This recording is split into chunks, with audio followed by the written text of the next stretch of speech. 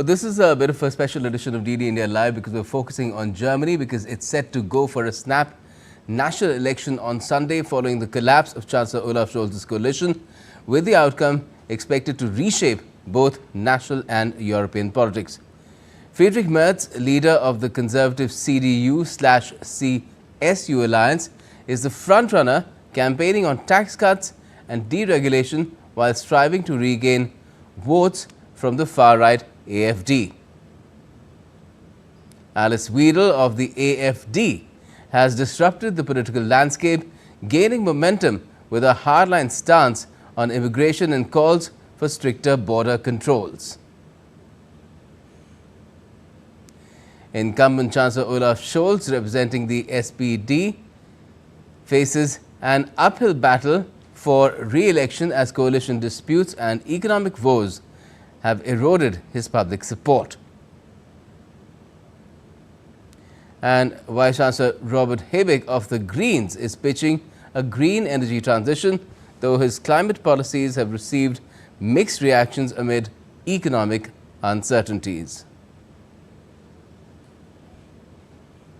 And as I said, Germany is heading to national polls on Sunday in an election that was called 6 months ahead of time. Chancellor Scholz's coalition fell apart after differences over key issues, which led to him losing a confidence vote in the German federal parliament, the Bundestag. Now, here's a report with more details on the European nation's top legislature. Germany is all set for crucial federal elections on February 23 to elect its next chancellor. These snap polls were called by the Chancellor Olaf Scholz when his coalition government fell apart last year. Let's understand the parliament structure in this report. The German Bundestag, the national parliament of the Federal Republic of Germany, stands as a cornerstone of democratic governance. Its seat is the Reichstag building in Berlin. Rooted in history and evolving through time, it plays a crucial role in shaping the laws and policies of the nation. Established post-World War II, the Bundestag embodies Germany's commitment to democratic principles, transparency, and public engagement. The Bundestag's origins trace back to 1949, following the establishment of the Federal Republic of Germany. It succeeded the Reichstag, which was dissolved during the Nazi regime. The post-war period saw the formation of a new democratic system with the Bundestag as its legislative heart. In the current electoral term, Parliament is composed of 733 members. This is the 20th electoral term since the establishment of the Federal Republic in 1949. The President of the Bundestag holds the second highest office of state in Germany after the federal president. Biabu Bias has been President of the Bundestag since October 2021. The number of seats a party has in the Bundestag depends on its results in the elections. The more votes a party gets in the Bundestag elections, the more seats it gets. Elections are generally held every 4 years. The last election was in autumn 2021. Voters will have two decisions to make. Their first vote determines their choice of constituency candidate, with the candidate who wins the most votes being elected, regardless of how his or her party performs overall. These constituency seats ensure that every region in Germany is represented in the Bundestag. With their second vote, voters determine the relative strengths of the parties in the Bundestag. The second vote is therefore the decisive vote, as it dictates which parliamentary group or coalition of parties will have a majority, allowing them to elect their preferred candidate as federal chancellor. If a party fails to meet the requirement of receiving more than 5% of all votes cast nationwide, also known as the 5% clause, it is not represented in the Bundestag, unless the party has won at least 3 constituency seats, in which case it is taken into account in the distribution of seats to the party's lists in the individual Länder. The German Bundestag exemplifies the nation's dedication to democratic values and effective governance. As a dynamic institution, it continues to adapt and respond to contemporary challenges while upholding the principles of representation, accountability, and public service. Bureau Report, DD India. So let's now talk about these critical German elections. We are joined by Professor Umar Salma Bawa, Center for European Studies at the Jawaharlal Nehru University. Thank you for joining us, Professor. Now, how critical are the elections in Germany this time around, not just for Germans, but also for all Europeans and indeed the world? Good evening, Gautam. I think Germany is having elections at a very important time, not only in its history, but in the regional and global context. Remember, these elections normally would have taken place in September of this year, but due to the coalition government breaking down, Chancellor Scholz had to call for snap elections. And these are happening at a time, or literally a month away after, President Trump has been sworn in Washington. And that means the tenor of the discourse has already started shifting. The last few days, you've seen a very important meeting take place in Riyadh between Washington and Moscow to discuss the outcome of the war in Ukraine. In this context, I think the important point which stands out is where is Europe in all of this? Germany at this point literally not there on this political map of discussions because it is in election mode.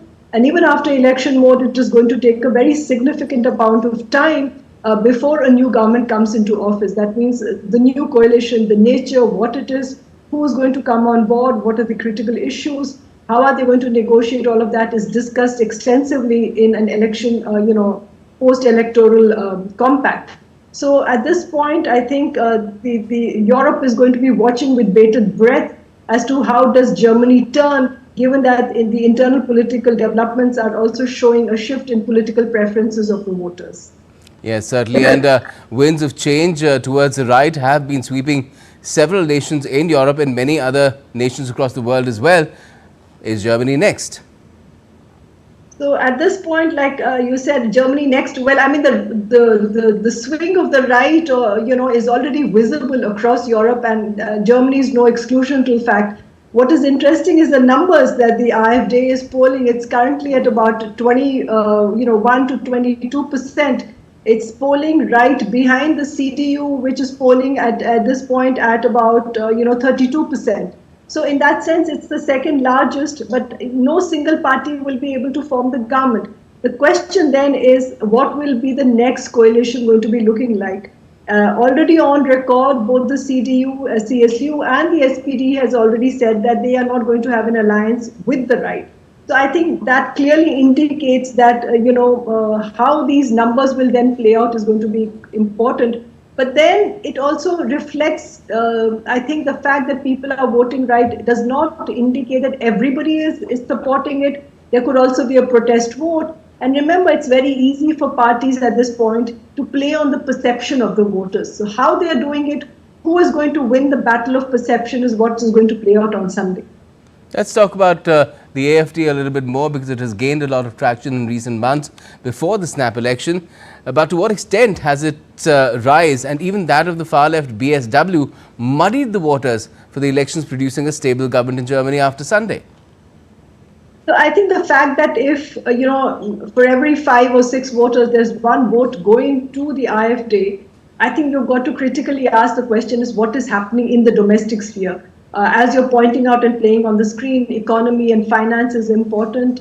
At this point, the most important number one factor is, of course, migration and what it does to the whole issue of identity politics.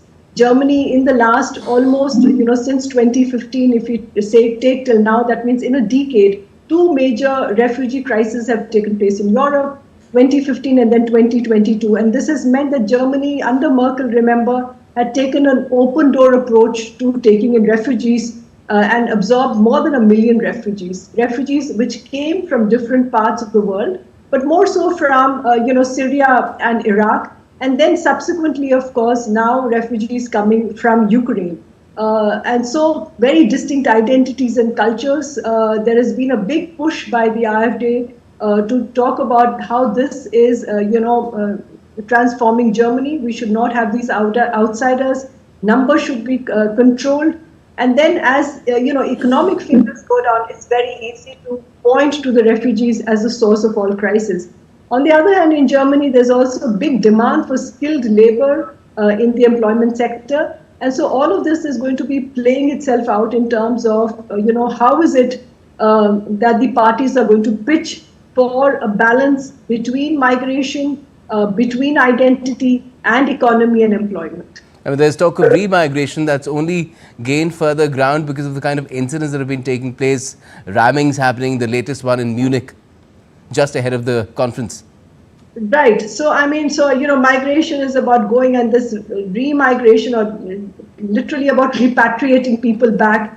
There's a talk about like, people who have come in should go back or be returned. This is a big push which is happening. And clearly now the parties are going to be pushing for it. AfD would really pitch, for the migrants to be sent back. Remember, Germany is also part of that G7 group, the top performing economies of the world. If it Which will has soon be to J8 maybe. it would also need to have very skilled labor force coming in. So this is going to be that fine balance between sending out people who they believe they don't want, but at the same time being an attractive source of destination for attracting highly skilled people to come into Germany.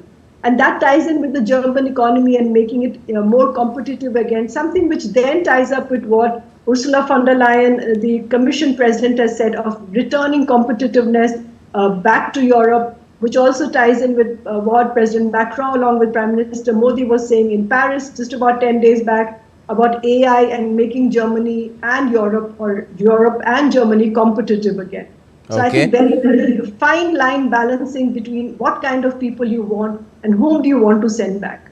Okay. And is there also a West versus East Germany scenario playing out here? Definitely. I think you can see that, while a lot of effort has gone in, it's now more than 30 years since the unification of Germany in 1990. But that fine divide and at the level of the mind between what has been often called as the Westies and the Aussies continues to persist. The far-right parties have been extremely successful in gaining ground, in the eastern states or the newer states which have joined Germany in 1990. But that should also not take off the attention from the fact that even in other states, the far right has made grounds, and that also points to a deep discontentment with the current state of politics in Germany. So considering all this, and there's a lot of stuff that we haven't really talked about because we have limited time, how challenging would the job be for the next Chancellor of Germany, considering these circumstances, some of which we've talked about, both at home and abroad, and how soon will everyone get to know who's going to lead Europe's largest economy, the world's third largest? Okay, so I think let me start with the last part. How soon? It depends on what kind of results we get on Sunday night. Which is the strongest at this point. Of course, the CDU looks to be leading in the race. It is polling ahead.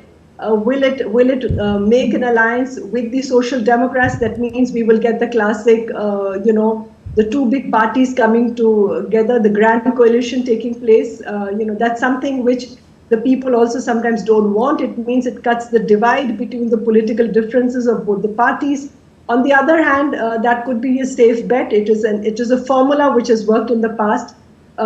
Negotiating the political compass in terms of the contract could take a time from anything about 1 month to even 3 months. Cannot be said. It all depends on how soon the parties come together to work out a political deal in terms of the governance. And the third point, of course, I think if you look at the backdrop of what has happened in the last 1 week, with President Trump announcing tariff, Vice President Vance addressing the Munich Security Conference, giving a wake-up call to Europe and saying the problem lies within, and the fear that Germany and Europe is going to be left alone to face an unprecedented, unpredictable security landscape where they will have to take care for their own security is extremely high on the agenda now. Yes, and Germany will have a proportionately heavier load to bear as well if things go as they seem to be heading. Well, challenging circumstances. Professor Salma Bawa, thank you so much for joining us to talk about it at the moment. Rest we'll talk about after